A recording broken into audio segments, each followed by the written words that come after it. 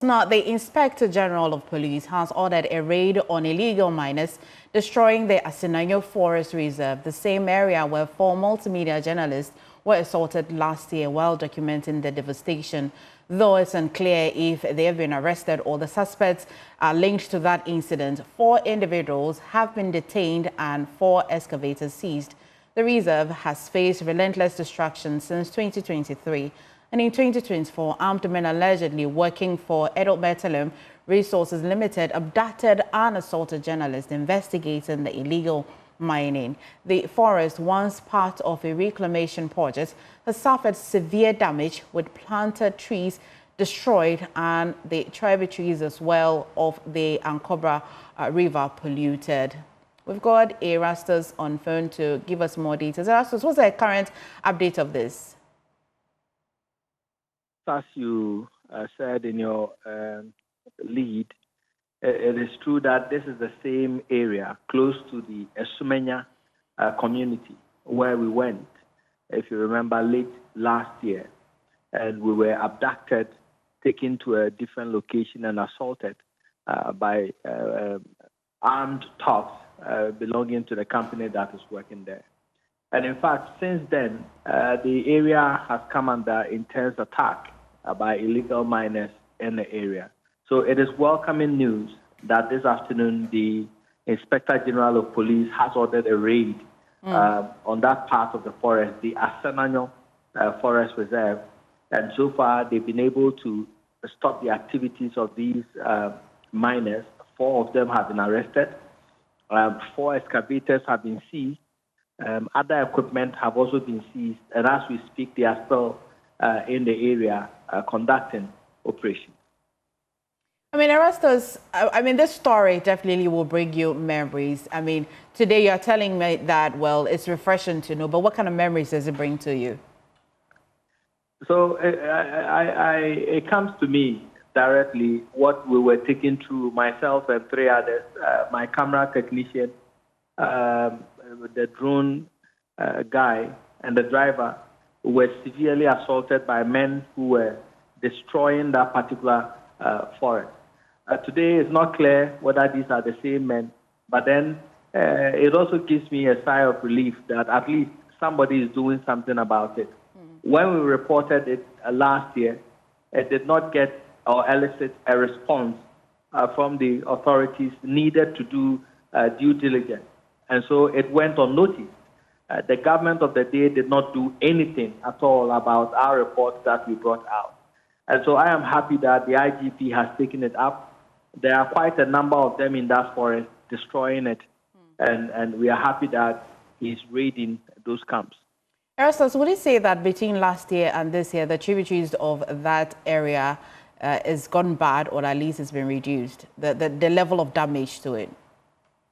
If you look at the drone footage that we brought, and you see the level of devastation to a forest that has been reclaimed and citronella trees planted, the trees had almost matured. And if you look at how they've uprooted them, miles of devastation you're seeing. And the fact that that even did not get the government of the day to step in to stop the devastation.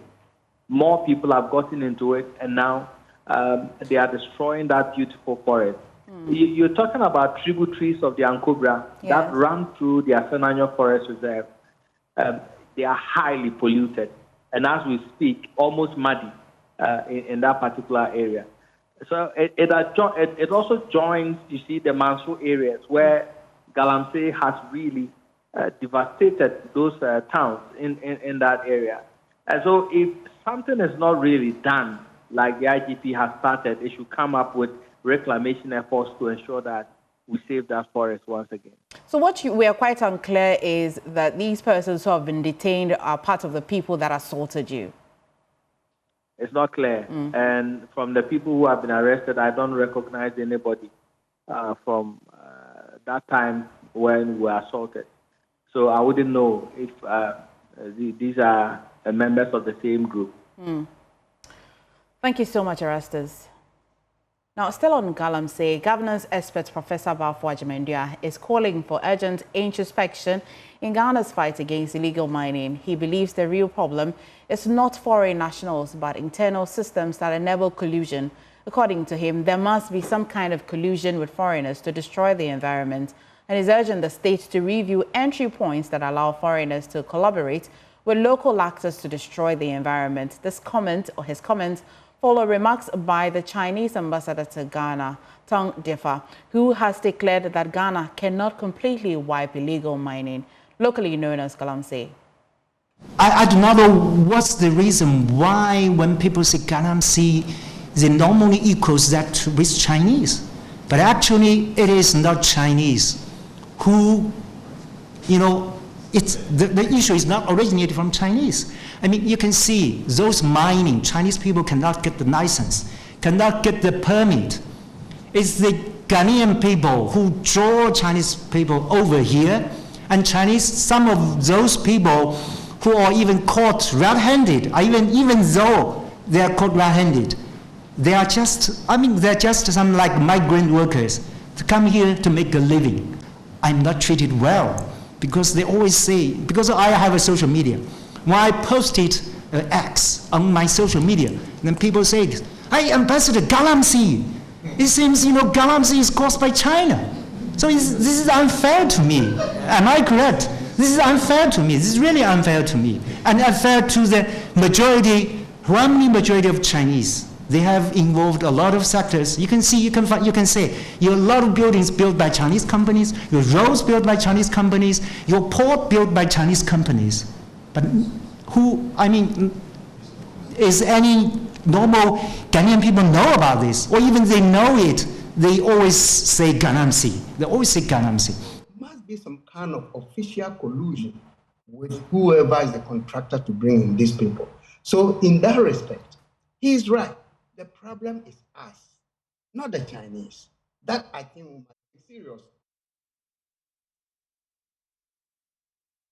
We can now still hear from the governor's expert, Professor Bafo Ajimendua, who is calling for urgent introspection in the fight against illegal mining. There must be some kind of official collusion with whoever is the contractor to bring in these people. So in that respect, he is right. The problem is us, not the Chinese. That I think we must take seriously. So those interested in combating these heinous atrocities against our environment must begin to focus on how we get these people into the country in the first place. Having said that, I think it's unfortunate that before the elections, there was a major push against Galamsey, insisting on certain legal changes to fight this menace. And I think my good friend Ken Ashibe had articulated, and now he's at the forefront. So 6 months or so into the new government, it's still worrisome that the issue seems to be intensified to the extent that if the latest report on Jaw is accurate, that Dr. Hanabisu has even been confronted by an official of the state, a police commander, then again, that suggests there's a certain official collusion in this whole process. And of course, the latest expose by Asaredonko, a champion of this fight, indicated that some big party officials are involved. So what is happening? It's sad. And I think, I don't know what the president should do. Look, we know that in many ways, as a country, we benefit from the exploration of gold. And the setting up of the gold board, for me, was perhaps an answer to this problem. But so far, we don't see much coming from that side. I know that they go around and arrest people who are handling gold illegally. They collect the gold. I'm sure they account for it officially somewhere. That's all I know. So I think this fight we need to re-strategize how we combat this fight. And the government must be bold. You see, the one reason many people say that led to the defeat of the previous government was because of its poor management of the Galamsey matter. Well, and I think to a large extent it's true. Yes.